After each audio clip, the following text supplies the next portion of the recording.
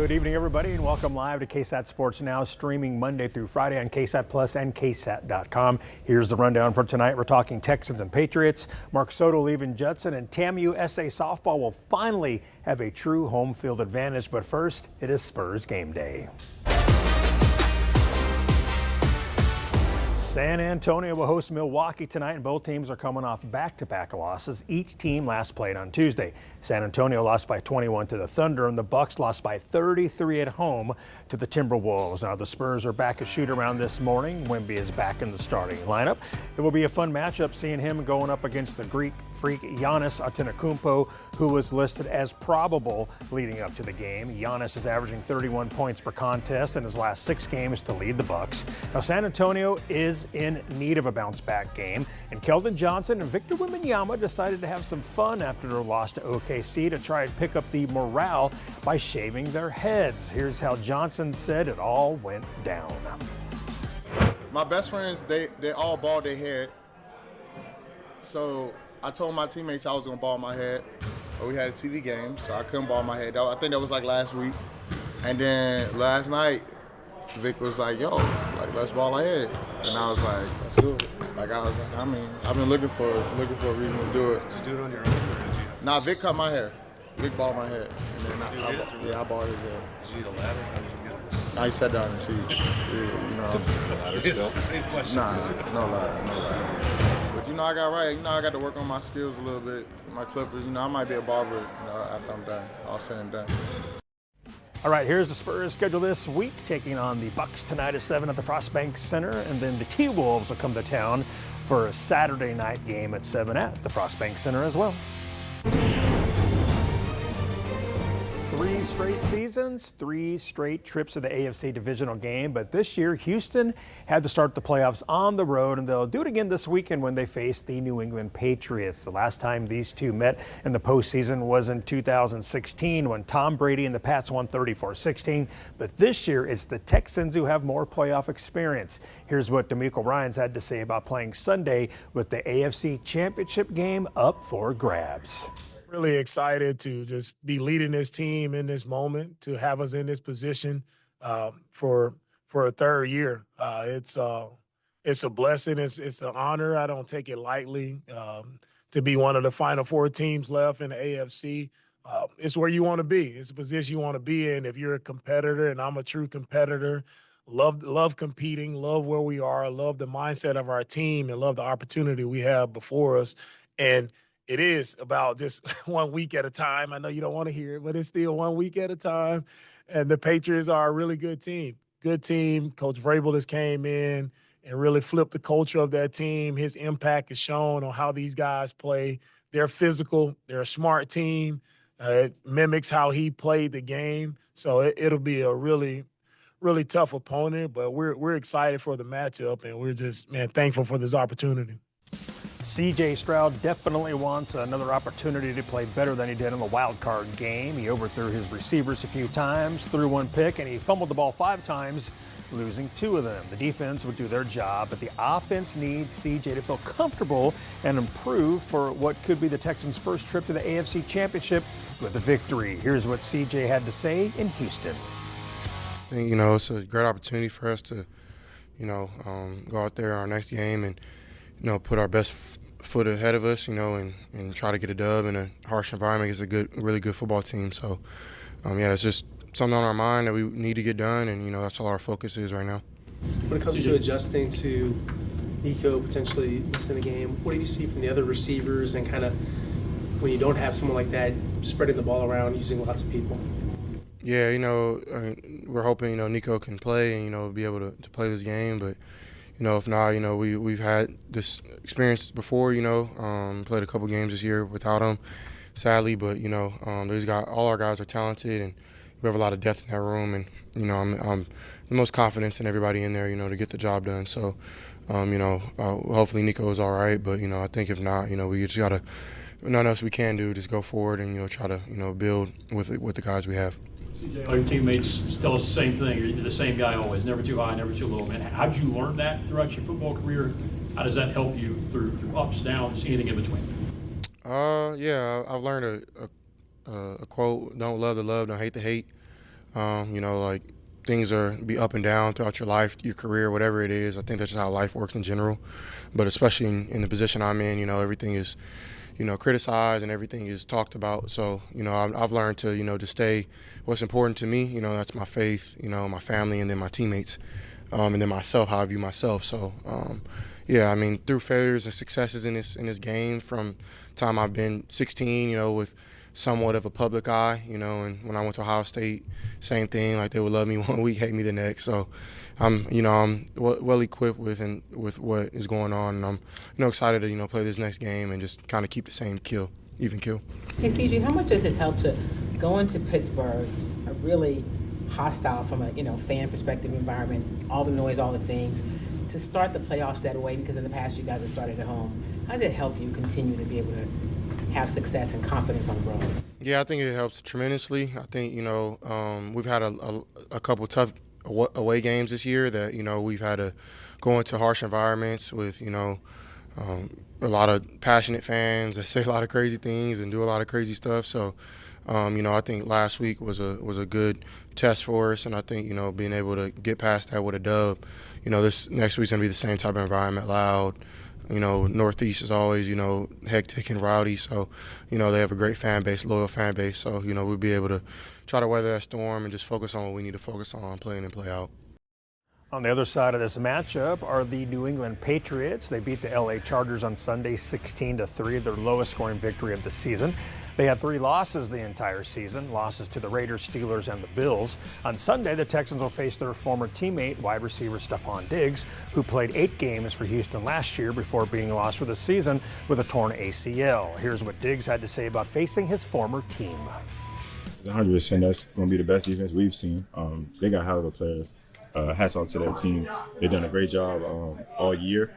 They got great edge rushers, great corners. They got good guys in the back end that can play the ball well. They got good interior. They all around just a good football team. It's going to be definitely a task for us, a challenge that I know we all look forward to. What stands out specifically to you with the secondary in Houston?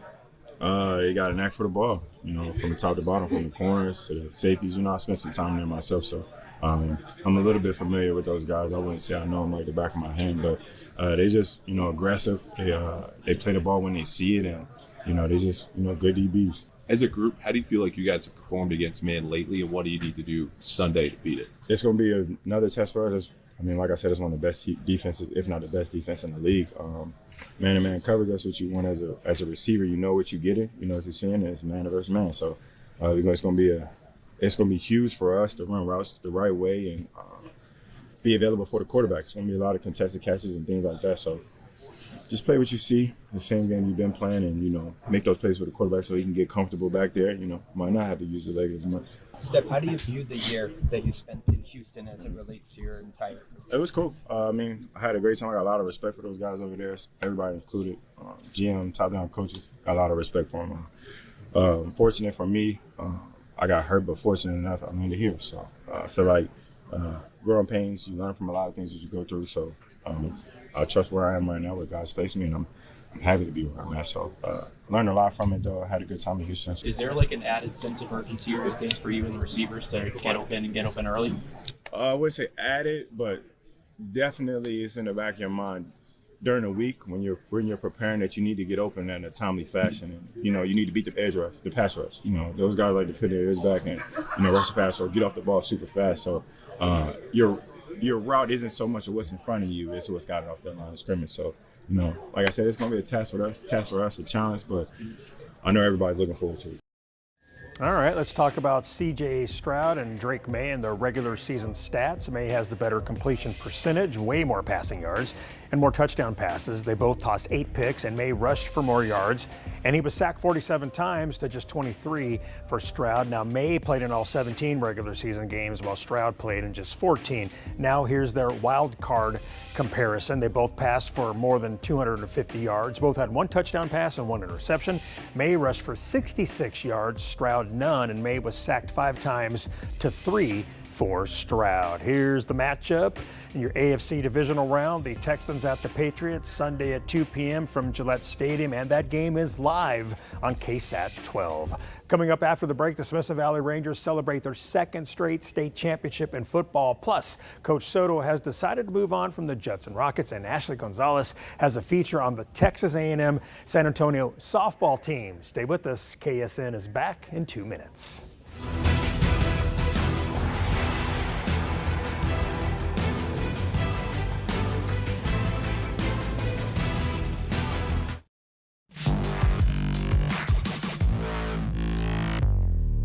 Welcome back to KSN. The Smithson Valley Rangers held a celebration on campus last night to highlight their second straight state championship for the football team. To end my high school season with a state champion win like we had, to say I'm blessed is an understatement. I've always dreamed of big things, but never did I think so many good things would happen like they did this year. KSAT 12 Sports was there as Larry Hill and his Smithson Valley Rangers were honored during a community rally Wednesday at Ranger Stadium. Fans were able to meet the players, take pictures with the trophy, and relive the excitement of the 2025 State Football Championship game. Besides all the success, players walk away with deep inspiration from head coach Larry Hill. Really that you're just kind of tradition and culture and the bond you build with people is kind of something that's really special to everybody. And the lessons that Coach Hill gives us about just life in general, not just the game. He's a great coach, but he's also just a great mentor, and he really teaches us that in life, like you got to work hard, you got to work after, you got to get after it. And I think that's one of the biggest takeaways that I'm going to take away from this program. Obviously, you're probably going to miss a lot of the guys that were standing next to you out on the field. What are some of your favorite memories with these guys? Really, obviously, my favorite memories are winning games and everything, but the memories off the field are something that are unmatched that I can never get back, and I think that's something that, taken away from my senior year and looking back at it after we're done, it's super special because those memories when I look back down the road is just going to be, I think I'm just going to remember the ones when we were messing around in the locker room or from team dinners to position dinners. I think those are almost more special than the bond that we had on the field. I know, obviously, when people talk about back-to-back state champions, people are like, oh, what about the three-peat? And obviously, it's not easy, but do you feel like the future is extremely bright for this program, that maybe they can hit that three-peat or maybe even make more Texas football history? I think there will forever be history through this program. I mean, the culture and the people behind this just Smithson Valley is just, it's amazing. So I think coming through here is, I think it's just progressively going to keep getting better and better as the year goes on. And I don't know how long Coach Hill is going to be here, but I know his reputation and the way we do things here will stay forever. Congrats to the Rangers on a fun night. You know they just can't wait to get their state championship rings. Now the work begins for a possible three-peat in 2026. You know, we had to tell the coaches and the kids this morning that I was going to be moving on from Judson High School and trying to figure out exactly where life's going to take me. Wednesday, we found out that Mark Soto, the head coach of the Judson Rockets football team, will be stepping away after 4 seasons in Converse. Coach Soto made the announcement on Facebook. In his 4 seasons at Judson, the Rockets stayed competitive but could not finish above 500. Overall, Coach Soto finished 17-28 with 3 trips to the playoffs. Oh, it's a very hard decision. Anytime you want to kind of go in a different direction, it's tough, especially when you've been doing the job for 31 years and you played the sport for 13 years. Born and bred Judson ISD, still live in Judson ISD. My mom lives 2.7 miles away. It was a very heavy decision that me and my family had to discuss, and administration needed to discuss too, and we came to a mutual agreement that for our program and our kids, it would be best if I just try to figure out what was next for me, whether it would have been retirement or whether it's continue to work. I think at the end of the day, Judson High School and Judson ISD has been very respectful and accommodating for my wants and wishes, and I think at the end of the day, they're still my family, and I still ride and die for the Diamond J, and I'll continue to do that. You know, telling kids is tough. I've been doing this for 31 years, 9 different places. It's hard to tell kids that you're going to leave because for many of them, you're the father figure. Soto joined the Rockets in 2022. We wish him the best as he enters the next chapter of his journey. Now we wait to see who will become the next Judson head football coach. I mean, to be able to call it home, be able to have a place for our fans, a fan experience, bring our families out here. I know like the majority of my family's coming out, so that's 30 people in itself. The A&M San Antonio Jaguars softball team is set to host their first true home game after 5 seasons. KSAT 12 sports reporter Ashley Gonzalez has the story next on KSAT Sports Now.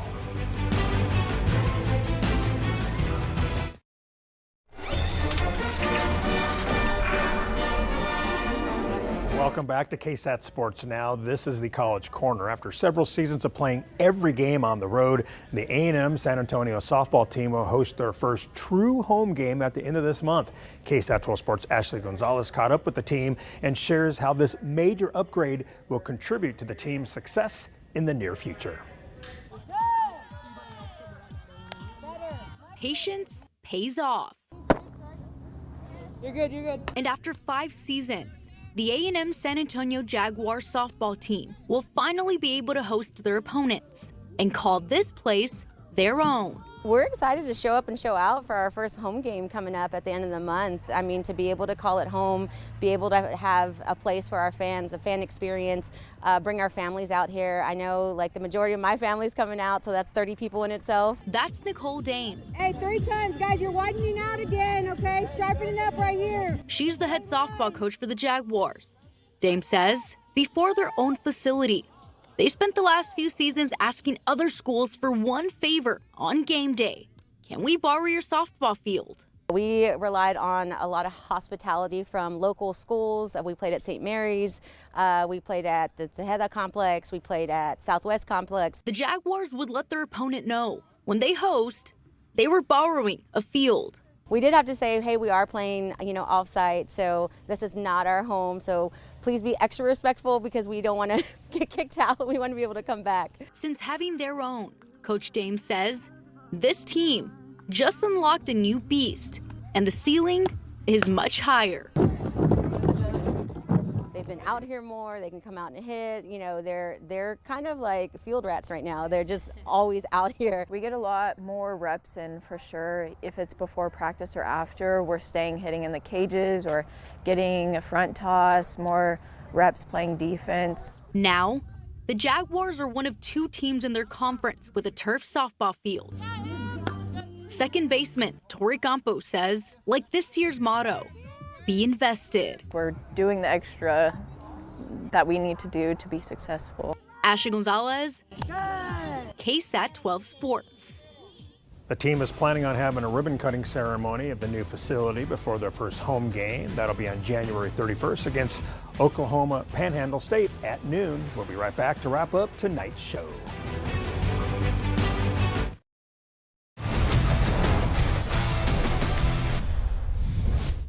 These were never just trips. They were acts of love, and I'm here today because you never stopped showing up for me. It's a team that is just as much yours as it is mine. You made it, and I love you.